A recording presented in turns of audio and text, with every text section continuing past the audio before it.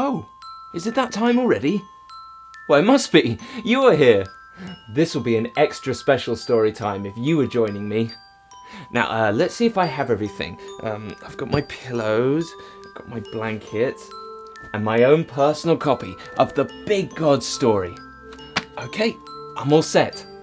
Let's hear the story of how our amazing God called on a boy to lead his people. Everybody, get comfortable.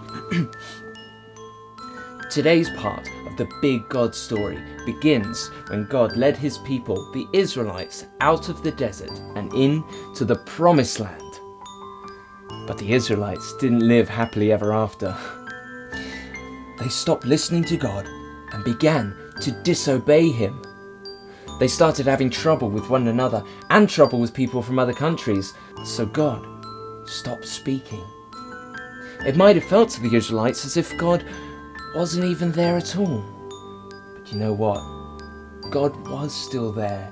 He loved his people and would never ever leave them. God was just being very, very quiet. He was just waiting for someone, anyone, who would just listen. During this time, there lived a young boy named Samuel. Samuel served God with his whole heart. He was prepared to do whatever needed to be done to serve God and his people. Samuel worked and lived with a priest named Eli. Eli taught Samuel all about God and how to worship him. Every day, Samuel helped Eli serve God in the temple. Okay, now this is my favorite part.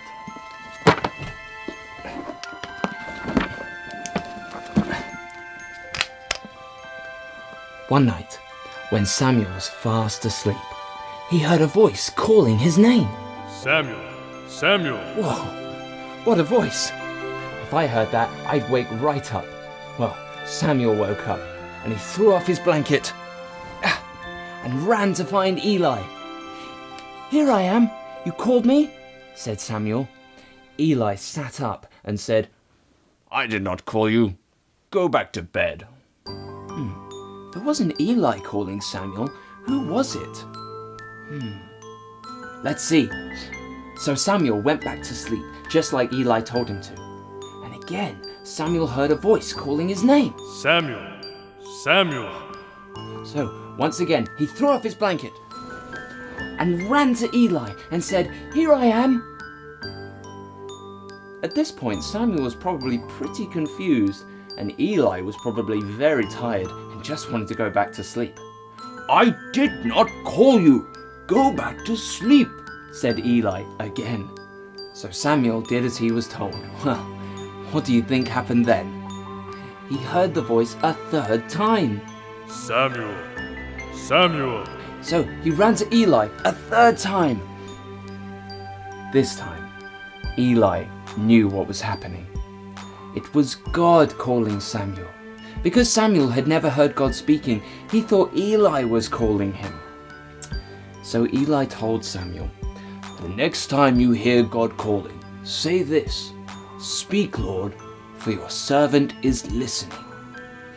So Samuel went back to bed and waited. Then he heard God calling a fourth time. Samuel, Samuel. So Samuel said, Speak, Lord, for your servant is listening. And then God told Samuel his plans for Eli and Israel. Wow, God spoke to Samuel. Samuel wasn't even a grown-up. He was a kid, just like you. But Samuel was prepared to listen to God and do whatever needed to be done. As he grew up, God used Samuel to bless the people of Israel, to serve them, and share God's truth with them. Friends, God is with us today and every day. He still speaks to his people. He may choose many different ways to speak to us. He might speak to us in the same way that he spoke to Samuel, or he may choose another way to speak to us. Will God talk to us on the phone? Hello, God, is that you? No.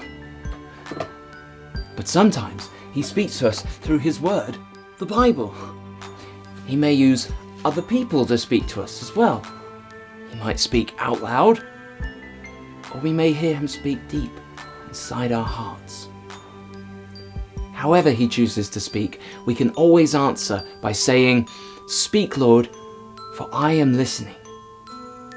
God was with Samuel, and he is with you and me too. Well, I'm getting pretty sleepy. Thank you for stopping by. I'll see you all again soon. Good night.